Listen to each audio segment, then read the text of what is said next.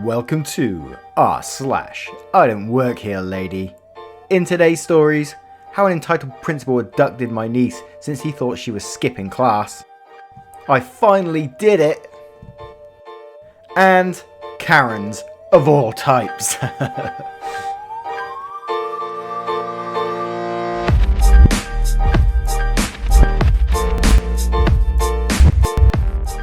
What is up guys, I do hope you're well. If you enjoy Reddit stories, please consider hitting that like, that subscribe button, and maybe, just maybe, even that notification bell. And with that being said, let's get started. Much love guys. Our first story is from HickTL. How an entitled principal abducted my niece since he thought she was skipping class. First, a little explanation. Here in Germany, we have Bundesländer. Oh god, I'm going to get crucified if I got this wrong. Kinda like the States in the US, but way less independent. Since the school system is up to the BL, they often start their summer vacations at different times. The biggest reason being chaos in the highway system if everybody wants to drive summer vacation on the same day. Also, this is not a recent story, but quite a few years ago. My niece is from Bavaria. I'm from Baden-Württemberg. Her summer vacation started a whole week earlier than ours, and she came to visit with my brother and her siblings.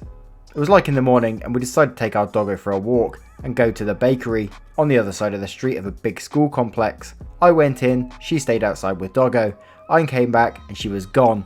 Let us introduce our protagonists. PP, Principal Pissant.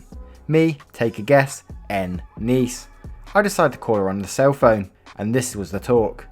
The niece said, "Thank God you're calling." Principal Pissant screaming in the background, "How dare you take a phone call while I'm talking to you? You're in enough trouble for skipping class." As I later found out, he ripped the phone out of her hand and must have hung up. I realised what must have happened and went to the school to clear up this misunderstanding and go right away to the principal's office, hoping she would either be there or soon be brought by a teacher. Outside, I already hear him screaming at her. The principal was saying, "Stop giving me a fake name and stop lying. You won't get out of here until I have the truth, and I promise you this will be mentioned in your school certificate." We have grades for general behaviour here, and the teachers can also write a comment in there. It is something employees care about if you look for an apprenticeship, for example. I did not bother knocking and went right in. "Who are you, and how dare you just come in here without knocking?" I say, "I'm this girl's uncle. What the hell do you think you're doing here? She does not go to your school." The principal says, "Ah, I guess you're the one on the phone. Nice try, but you not help her trick her way out of this.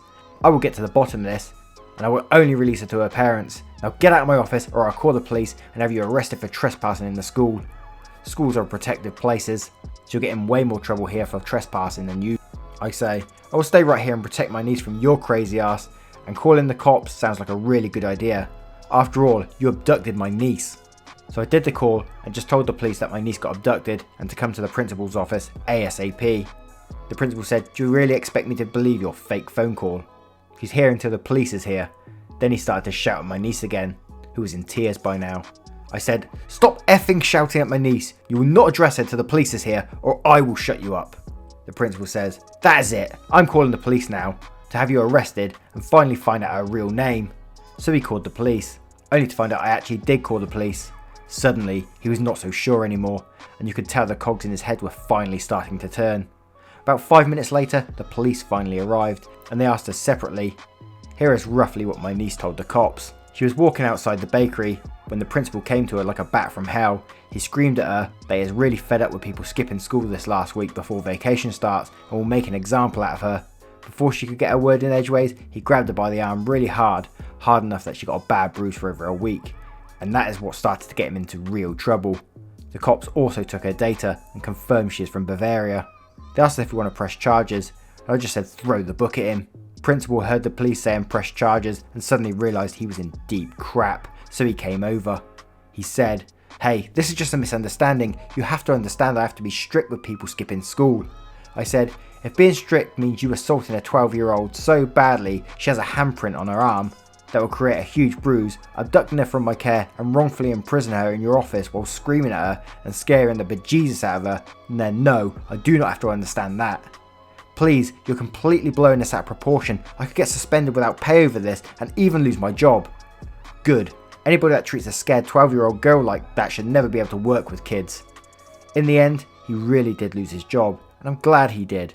During this investigation, it turned out he was a sorry excuse for a teacher who belittled kids, who always took the teacher's side no matter how wrong they were, and even had slapped kids on several occasions. He went to court for assault and attempting abducting, plus wrongful imprisonment, plus a few more bodily harms against students. He lost his job and pension, got 2 years on probation and 500 hours community service with a stipulation it could be nothing that involved kids. He was also forbidden to ever work with kids again. Wow! But even in like a position like that, you work with kids, you have to go through several checks, I imagine, with kids. What in your right mind would go up to a kid, take them by the arm and just whip them away without even talking to them? I mean, come on! Our next story is from Spider 2018. I finally did it! Obvious trigger warning, mobile user. Yesterday at about 2:30, I was shopping at my local smiley face box store. As I usually do, I stop and check their app to figure out what aisle stuff is on since they did a reset a few months ago and haven't yet become accustomed to the layout. While standing in the aisle searching the app, I hear a very loud throat clearing sound. It was at that point I knew I had my opportunity to try a new tactic. We all saw how verbally obscene I have been in the past. This time, I was going to play it nice. This lady didn't look like the stereotypical Karen. She had red highlights and curly hair. Let's call her Kay. And to be open, I'm wearing a green shirt with a Minecraft creeper on it. Excuse me, hey. There were no pauses. Her hand was on her hip and her head was tilted in that I'm about to go off a new way that Karens get before threatening their manager. Yes? I've been waiting here for over 10 minutes. I cut her off mid-sentence. I felt a bit cheeky. Oh my goodness, I'm so sorry you had to wait. Why didn't you get my attention sooner? Since you're here now, can you check the back for this Homedic foot spa? The app said you have one in stock, but the slot is empty. Karen said, You're supposed to be helping me. I am? Well, I guess I can go back with you to check. I'm not exactly sure how that would work, but I'm game. Excuse me? You're the one who works here. Pretty sure I don't. However, judging by your blue shirt, you're the employee I requested 15 minutes ago. Do you have any idea what it's like to wait that long for an employee? Then have them lie and say they don't work here. Karen said, I don't work here, dumbass. What are you even talking about? Well then, why would you come up to a customer who is obviously waiting on somebody and tell them you've been waiting for their attention for 10 minutes? I didn't! Yes you did. Now don't lie to me twice. Do we need to get a manager up here? At this point she lets out the loudest type of sound and walks out mouthing something under her breath. I continue my shopping and ultimately checked out. Probably the most fun I've ever had diffusing the situation without the use of profanity and without an actual employee getting involved. This person played the Uno switcheroo on them. Oh my word. Absolutely epic. Our next story is from Cynical Sins.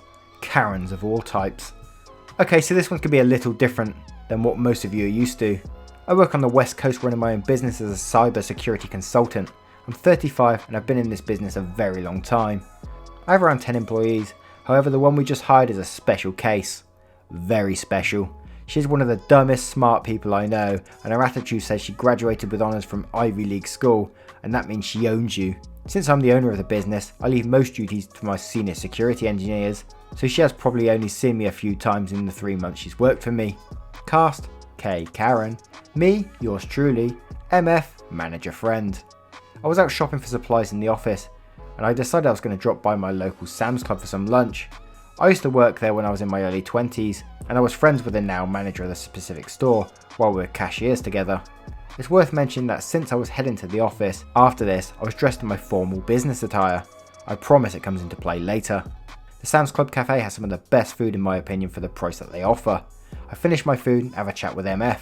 MF leaves to go do some manager things, and I go to throw away my paper plate that was provided to me for my pizza when I start hearing screaming coming from the cafe counter, which isn't even 10 feet away.